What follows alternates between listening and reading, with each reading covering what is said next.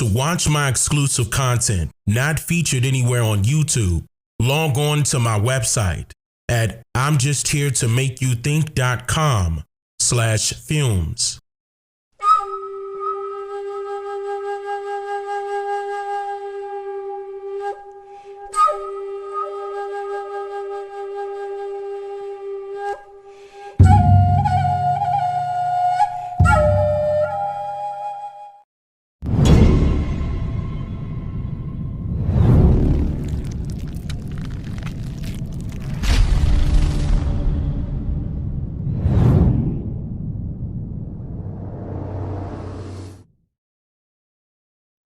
What if America is witnessing the largest crime conducted against humanity in a way they never thought of before? What if films were produced to inform the masses of these crimes by way of visual hidden messages? What if America derived from the likes of conceptualism and organized written deceptions? What if you were told that something can control what you see, other than your own brain? How would you answer these questions?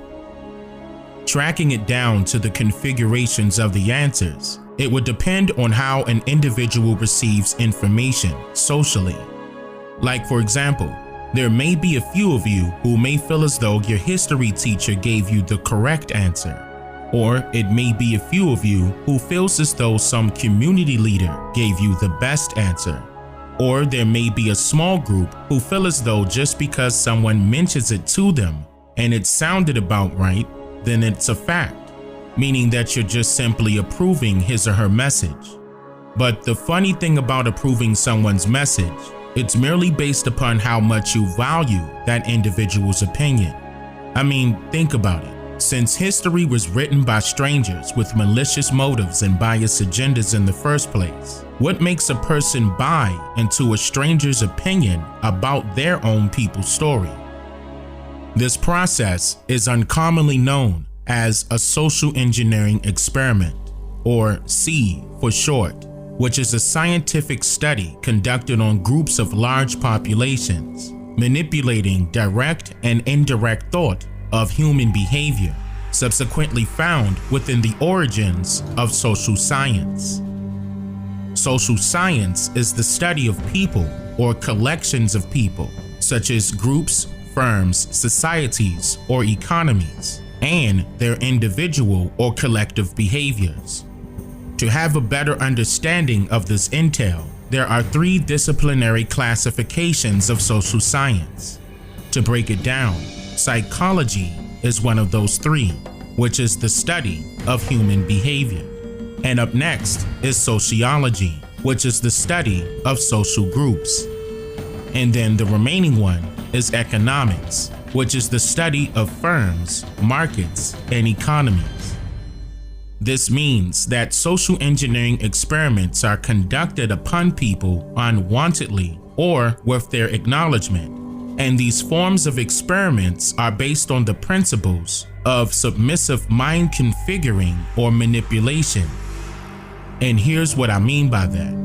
Now, if you were to Google the history of the phrase social engineering, it is generally associated with hackers in the technology field, utilizing unfiltered techniques in order to hack into computer systems and high-end security walls, for example. But is that social engineering? Well, from a certain perspective, it is, simply because technology is very utilitarian for propagating all the good, the bad, and the ugly sides of society and human behaviors. Interesting enough, the Oxford English Language Dictionary defines social engineering as the use of centralized planning in an attempt to manage social change and regulate the future development and behavior of a society. And it goes on to state that social engineering is the use of deception in order to induce a person to divulge private information, or especially unwittingly to provide unauthorized access to a computer system or network. So these social engineering experiments are continuously occurring over time, And humans do play a major role on both sides of these test results, which can be confusing to some of you because you may associate the phrase social engineering with things like the famous hacker, Kevin Mitnick, for example, who was said to have popularized the phrase during the 1990s. Or you may associate the phrase with things like the movie called Hackers, starring Angelina Jolie and Johnny Lee Miller. And the reason being is due to the visual image surrounding this phrase alone, which has been displayed as a malicious means to gain access to private, personal, or confidential information only. But unfortunately, that is not the case here. According to the website CSOonline.com, which is a website created for chief information security officers and other top-level executives charged with protecting their organization's tangible and intangible assets, including technology infrastructure, intellectual capital, and corporate reputation. In an article dated September 25, 2019, it states, quote, "Social engineering is the art of exploiting human psychology rather than technical hacking techniques to gain access to buildings, systems, or data," exposing that the main objective of these social engineering experiments is to alter the human psyche to influentially manipulate a human's behavior. According to the Oxford English Language Dictionary, the phrase social engineering was initially recorded in a New York Times article published on October 15, 1899, titled "New Profession Appears. Promoters of Social Engineering Find a Fruitful Field." This article, published in 1899, details that social engineering is the latest of the professions as applied by the officers and the members of the League for Social Service, which was organized in August of 1898 by Dr. Josiah Strong and W.H. Tolman. Tolman is quoted in this article saying, "Dr. Strong and myself started the League in August last year. Our object was the social and industrial betterment of the people. There is much that can be embraced under that heading. We are really social engineers, and that is the youngest of the professions. Now, as to our work, we go from place to place and see what employers are doing for the betterment of their help. The members of the League are our clients, and we improve their property on social lines. The League is practically a clearinghouse for other institutions." Further into this article, Tolman goes on and states, quote, "We intend to take up another matter, and that is to act as an emergency corps in the case of a great disaster or any calamity in which immediate relief is necessary. We have the machinery, and thus it is a matter of economy to employ us. We have engaged to write for us a series of leaflets. Governor Theodore Roosevelt, who becomes President of the United States, Dr. Albert Shaw, editor, journalist, scholar, Robert C. Ogden, businessman and financial supporter of Booker T. Washington, and Dr. W.P. Wilson, textbook author of Christian psychotherapy, and many others of note." End quote. Now, years later, the League for Social Service changed its name to the American Institute of Social Service, and in an article written for the New York Times, dated May 30th, 1906, entitled, "What is the American Institute of Social Service? Practical Work and Scope of the Organization Conducted by Dr. Josiah Strong and Dr. W.H. Tolman explained." The Institute is described as a storehouse of experience, a sociological laboratory, and a sociological clinic, which diagnoses conditions and prescribes remedies, saying that, quote, "All sorts of conditions of men, women, and children use the Institute. Sociologists, ministers of the gospel, and those who have put dogmatics behind them, all of these go to the Institute for information almost about everything under the sun. Ministers want to know how they best cooperate with one another for civic betterment. Many times, the institute is asked to tell them how to attract and hold young men. College professors want literature for use in the preparation of lectures. Students get up their graduating essays. Writers of books and magazine articles want the last word upon whatever subject they are writing. End quote. Social engineering molds the minds of those it intends to influence, using one-directional indoctrinating information established by the desires of the social engineers themselves, along with their affiliated organizations and institutions. This skillful art of arrangements is used experimentally in both the ever-growing field of technology and/or person-to-person contact. And just as they were in the past, many of these experiments are documented under different auspices and cloaked in the clouds of secrecy, still to this very day.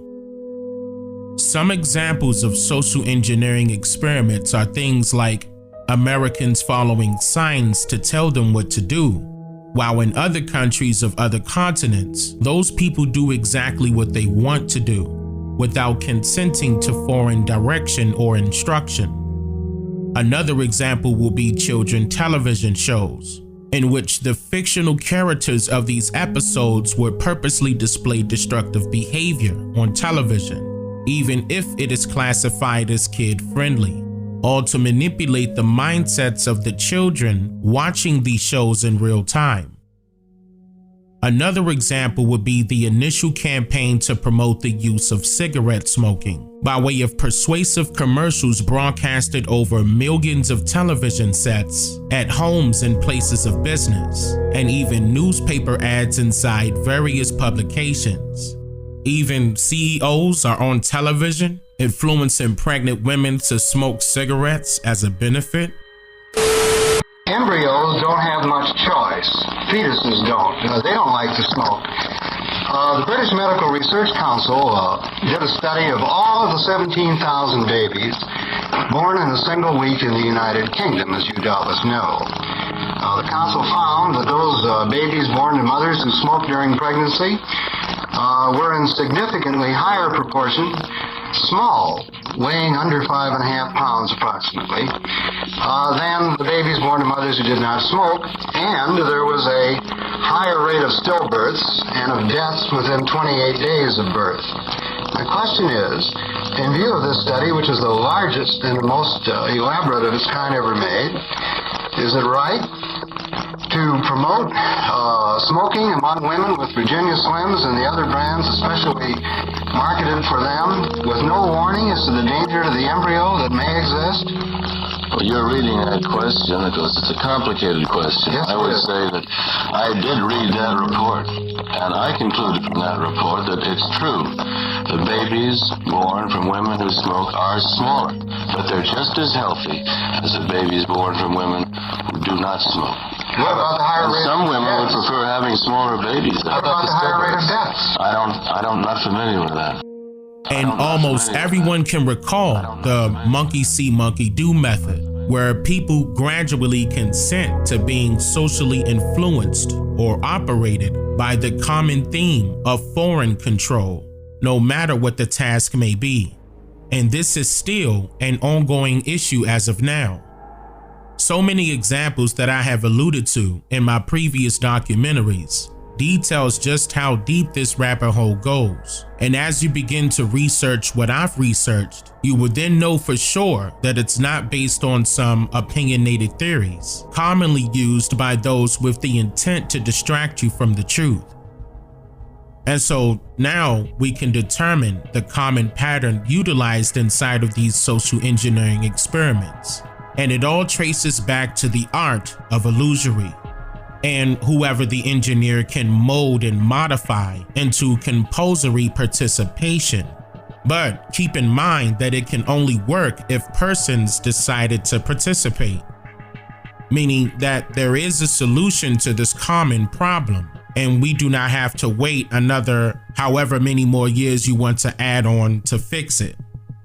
Another example of these experiments is what you see people are doing commonly based on some form of risk of a pandemic. that somehow managed to Optimus Prime itself and transform into an outbreak, while simultaneously other things are happening that people manage to forget, as if evidence of the effects of more added frequencies to the atmosphere somehow does not pose as a threat to electrical beings in any place of the world. And somehow people tend to forget how other examples of these experiments are things that you would not consider as being the study of. And this is where it gets a lot deeper. Now, some of you may consider what I'm about to share with you the introduction to something that you may have no idea about. Some may say they have seen it before, but haven't thought about it really. And some may altogether believe that it's just some viral phase that'll fade away in a matter of time. However, this type of technology has been around for quite some time now, to the point where it can be shocking to say the very least. We're entering an era in which our enemies can make it look like anyone is saying anything at any point in time, even if they would never say those things. So, for instance, they could have me say things like, "This is a dangerous time. Moving forward, we need to be more vigilant with what we trust from the internet. Thank you. Stay woke, bitches. Stay woke, bitches. Stay woke, bitches." Growing alarm over the use of altered videos online, especially those known as deep fakes, which are highly realistic looking and inaccurate. There are concerns about their growing sophistication and the risks they pose to national security. It is the focus of a hearing tomorrow in the House Intelligence Committee. Miles O'Brien has a look at how those videos, once the source of some fun, are being manipulated and how artificial intelligence scientists are trying to respond. Scary as deepfake videos may be, there are times when they can be fun. A place where a 3D model of my face gets electronically plastered onto computer scientist Hao Li's head, making him the puppet master and me the dummy. Really a scary looking individual overall. What do you think? I do need to change my hair, don't I? Yeah. Li is an associate professor at the University of Southern California and co-founder of Pinscreen, an app that allows consumers to make instant custom 3D avatars for virtual reality gaming and shopping. So now you created your avatar, right? So you have your Nice trim Miles O'Brien. The real-time puppet master trick is how he refines the technology. And here I am as our president. Yep. Shinzo Abe, Prime Minister of Japan. Jean, leader of China. Trudeau. That's not a bad look for me. Me as Justin Bieber. What do you think? I think I'm going to do this on the NewsHour all the time now. This will be good for my career, don't you think? Li says he never saw it as anything more than entertainment. Of course, it can be used for something really bad, but the main purpose was never for that. It was used for entertainment, a fun tool that could give us more things to do for fashion, lifestyle, etc. Deepfake videos cleverly combine what's real with what is synthesized by a computer to make people appear to say things they never did or never would. I like vodka. The ever-increasing speed of computers, along with the advancement of the artificial intelligence technique called machine learning, is making these composites harder and harder to detect with the naked eye. We all assume that there will be a point where there's no way to tell the difference. I mean, for visual effects, I think you can get pretty close already. It's just the question of how much effort you put into it. But in terms of content that can be created by anyone, I think it's getting very close to the point. This was very, truly surprising for me. One technique is the face swap, which puts Steve Buscemi's face on Jennifer Lawrence's body, Nicolas Cage onto a series of marquee stars in iconic roles. Terrific. Or Jimmy Kimmel's mug on mine. So I've had to relearn very simple things. But there is a deep, dark side as well. Indeed, the technology has been used to paste the faces of celebrities onto the bodies of Computer scientist Hani Farid is a professor at Dartmouth College. I am worried about the weaponization, and I'm worried about how it's impacting us as a society. So we are working as hard as possible to detect these things. Killmonger was right. This video crystallized much of the deep concern. What seems to be President Barack Obama making a speech, You see, I would never say these things. is actually comedian and filmmaker Jordan Peele doing his excellent Obama impersonation synced with software created with artificial intelligence, or AI. The AI system synthesized the mouth of President Obama to be consistent with the audio stream, and it made it look like President Obama was saying things that he never said. That's called a lip sync deepfake. Just this week, the technique was used to put some pretty outrageous and comical words into the mouth of Facebook founder Mark Zuckerberg. Spectre showed me that whoever controls the data controls the future. It's a potent technology that is ripening at a time of deep polarization and suspicion fueled by social media. So it's really sad. And here's the thing. Just last month, something much less sophisticated than a deep fake, a doctored video of House Speaker Nancy Pelosi making her seem drunk, went viral. We want to give this president the opportunity to do something historic. Deep fakes ratchet up the risks. The nightmare situation is that there's a video of President Trump saying, "I've launched nuclear weapons against North Korea," and somebody hacks his Twitter account, and that goes viral, and in 30 seconds we have global nuclear meltdown. Do I think it's likely? No. But it's not a zero probability, and that should scare the bejesus out of you, right? Because the fact that that is not impossible is really worrisome. Computer scientists have pushed this technology using generative adversarial networks, or GANs. A GAN pits two artificial intelligence algorithms against each other. One strives to create realistic fake images, while the other grades the effort. So the synthesis engine says, I'm going to create a fake image. I give it to this AI system that says, this looks fake to me. So it goes back and you change it, and you do that a few billion times in rapid succession. And the computers are teaching each other how to make better fakes. And that's what has democratized access. And that's why the Pentagon is interested in deep fakes. Its research enterprise, the Defense Advanced Research Projects Agency, or DARPA, is exploring ways to defend against the threat of deep fakes. Computer scientist Matt Turek runs DARPA's Media Forensics, or Metaphor, project. So there's an opportunity here for us to essentially lose all trust in images and video. Turek showed me some of the 70 counter-deepfake techniques DARPA is helping nurture. It's necessary for one people to dissolve the political bands which have connected them with another. This software is designed to characterize lip movement and compare it to the audio. And so when we see these red bars, that means actually that the sounds of the speaker are not actually consistent with the movement of the lips. Take a look at this video. Supposedly two people sitting together. But software that determines the lighting angle on faces concludes it is a composite. So it estimates a 3D model for the face. Along with that 3D model, it estimates the reflectance properties of the face and also the lighting angles. And so here we're primarily using the lighting angles to see whether those are consistent or not. In this example, video apparently gathered by a security camera shows only one car.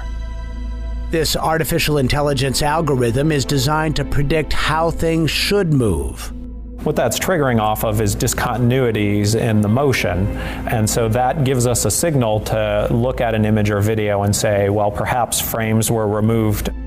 And it flags the video as altered. Another vehicle was edited out. There's a cat and mouse game. The more aspects that you can use to debunk an image or video, the more burden that you put on the manipulator. But none of these ideas will work without the cooperation of the big social media platforms, YouTube and Facebook, which would need to deploy the software and delete the fakes, something Facebook refused to do when the Pelosi video emerged.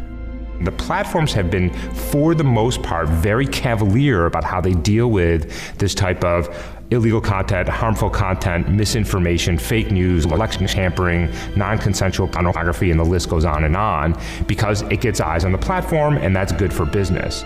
A fake video, amplified in an echo chamber, can go an awfully long way before the facts even enter the picture.